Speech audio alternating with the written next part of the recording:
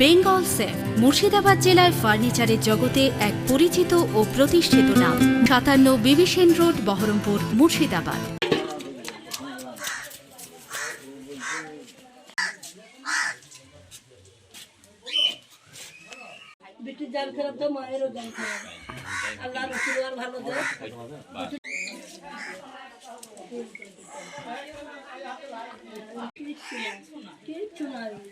কতবার কাগজ জমা দিলাম গো।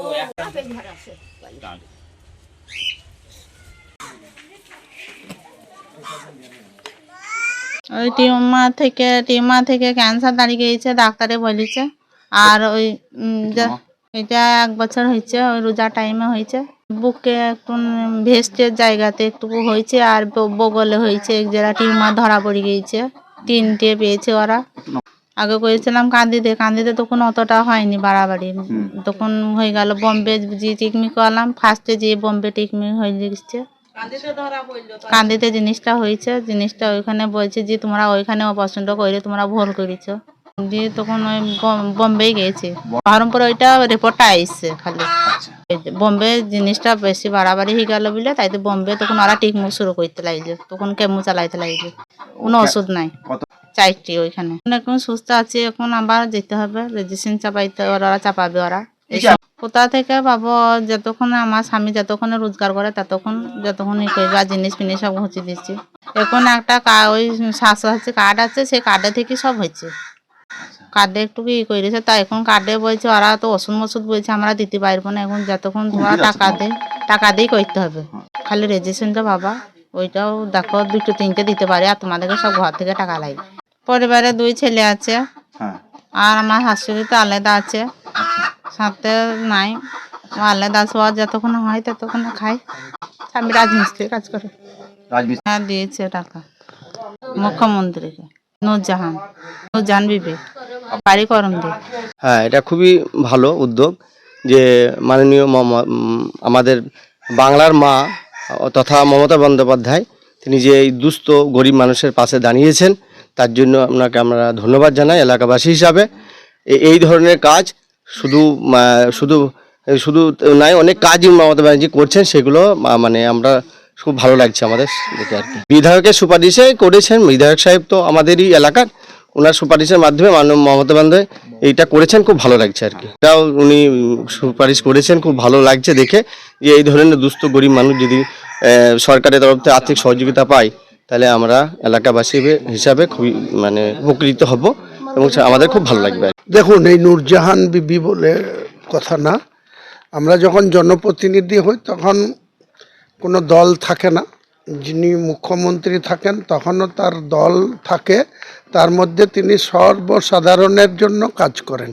তাই মুখ্যমন্ত্রীর যে রিলিফ ফান্ড বা ত্রাণ ফান্ড আছে, সেখানে আমি বিধায়ক হিসেবে শুধু এনাকে না, গত 3 বছরে বহুজনকে রেকমেন্ড করেছি, চিঠি করেছি। কেউ টাটা বোম্বাইয়ের চিকিৎসা করেছে, কেউ কলকাতায় করেছে, কেউ বিভিন্ন জায়গায়। এটা একটা সিস্টেম আছে যে আগে থেকে ডাক্তারবাবুরা তার ট্রিটমেন্টের কি খরচা হবে সেরকম একটা এস্টিমেট বানিয়ে দেয়। সেই এস্টিমেটটার ডেট মিনিমাম 2 মাস থাকলে ভালো হয়।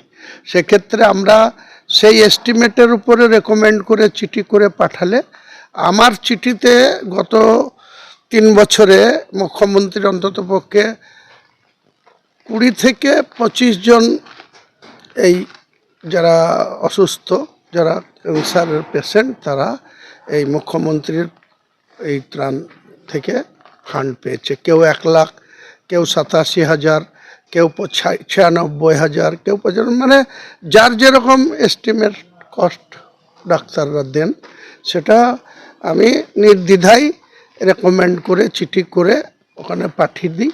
আর ওনারা আবার এই ফান্ডটা যে হসপিটালে বা যেখানে ট্রিটমেন্টের সেখানে যেমন দিয়ে দেয়, আমাদেরও এমএলএ হিসাবে সেই চিঠির কপি, স্যাংশনের কপি আমাদের কাছে পাঠিয়ে দেয়। কে কি বলছে তাদের সব কথার জবাব দেওয়ার কোনো প্রয়োজনীয়তা নেই। আমি আপনাদের আগেই বলেছি, আবার বলছি, যে যারা এই বিশৃঙ্খলা তৈরি করছে বা এখানে তাদের ব্যক্তিগত স্বার্থকে গুরুত্ব দিয়ে গত 2023 সালের পঞ্চায়েত নির্বাচন থেকেই এই পরিবেশ পরিস্থিতি তারা তৈরি করে রেখেছে। এটা আপনারা এখানে লোকাল, আপনারা সাংবাদিক হলেও এখানেই আপনারা জন্মেছেন, এখানেই থাকেন। বিধায়ক কি করে, তারা কি করে, আপনারা ভালোভাবেই অবগত আছেন। আমি শুধু এটুকু বলতে পারি যে আমাকে দিদি মাননীয় মুখ্যমন্ত্রী এই 69 ভরতপুর বিধানসভার জন্য 2021 সালের নির্বাচনে মনোনীত করেছিলেন। তেনার সম্মানার্থে ভরতপুরের সাধারণ মানুষ, ভোটাররা, আমি তাদের বিন্দুমাত্র কোনো ত্রুটি বা তাদের কোনো গাফিলতি আমি বলতে পারবো না। আমি সাধারণ মানুষের কাছে ঋণী বা দায়বদ্ধ বা কৃতজ্ঞ। কিন্তু যারা এই সমস্ত লিডারশিপে আছে এখানে, তাদের সঙ্গে আগামী দিনে আমি কোনো অবস্থাতেই কম্প্রোমাইজ করব না। এবং আপনাকে ওপেন বলছি, আমি অলরেডি আমার দলের সর্বোচ্চ নেত্রীকে বলেছি যে ভরতপুর বিধানসভা থেকে আগামী নির্বাচনে যেন আমাকে অব্যাহতি দেয়। আমি আমার অনেক জায়গা আছে যেখানে নেতৃত্ব আমাকে বলবে, আমি দায়িত্ব নিয়ে সেই জায়গায় অংশগ্রহণ করব। অন্তত ভরতপুরে নেত্রী যাকে দেবে তাকে দায়িত্ব নিয়ে আগামী দিনের আবার ভোটারদের কাছে আসব যে আমি নয়, আপনারা দলের মনোনীত প্রার্থীকে নির্বাচিত করুন। আর যারা এসব করছে তারা আগামী দিনে কোথায় থাকবে আপনারাও দেখবেন, আমিও দেখব। মানে ওই একটাই যে আমরা কাজ করতে এসছি এখানে, বিজনেস আর পার্টি আমি কোনো দিন এক করি না। আমি 42 বছর ধরে পলিটিক্সে আছি। আমার রোজগারের জায়গা, বিজনেস আলাদা, আর পার্টিটা আমি করি জনগণের কল্যাণের জন্য, মানুষের কল্যাণের জন্য, এই জেলার উন্নয়নের জন্য। কিন্তু এদের পছন্দ হয় না। এরা ব্যক্তিগত স্বার্থকে বেশি গুরুত্ব দিতে চায়। আমার সঙ্গে তাদের মনের অমিল আছে, আপনারা 2023 সাল থেকে খুব ভালোভাবে জানেন। কাজেই 26-এ এই কারণেই আমি এখানে থেকে আগেই বললাম, আমি এখানকার ভোটারদের কাছে ঋণী। যতদিন বেঁচে থাকবো ভরতপুর আমার মনের মধ্যে থাকবে।